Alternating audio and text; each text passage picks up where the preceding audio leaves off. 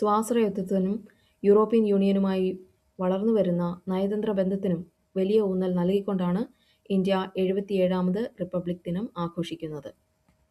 European Commission president Ursula von der Leyen, European Council president Antonio Costa എന്നിവരാണ് ഇത്തവണത്തെ republic ദിന പരേഡിലെ മുഖ്യാതിഥികൾ.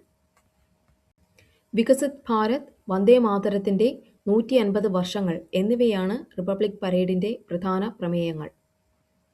ബഹിരാകാശ നിലയം അഥവാ ഇന്റർനാഷണൽ സ്പേസ് സെന്റർ സന്ദർശിച്ച ആദ്യ ഇന്ത്യക്കാരനായ ഗ്രൂപ്പ് ക്യാപ്റ്റൻ ശുഭാൻഷു ശുക്ലയ്ക്ക് പരമോന്നത സമാധാനകാല ബഹുമതിയായ അശോക് ചക്ര സമ്മാനിച്ചു. തദ്ദേശീയമായി വികസിപ്പിച്ച ആയുധശേഖരങ്ങളും AI അധിഷ്ഠിത യുദ്ധതന്ത്രങ്ങളും റിപ്പബ്ലിക് പരേഡിൽ പ്രദർശിപ്പിച്ചു.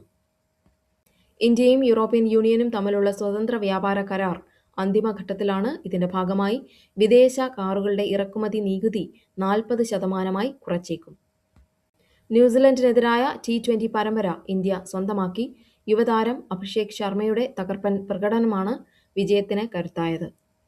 സണ്ണി ഡിയോൾ നായകനായ ബോർഡർ 2 ബോക്സ് ഓഫീസിൽ തരംഗമാകുന്നു. ആദ്യ 3 ദിവസത്തിനുള്ളിൽ ചിത്രം 160 കോടി രൂപയിലധികം കളക്ഷൻ നേടി.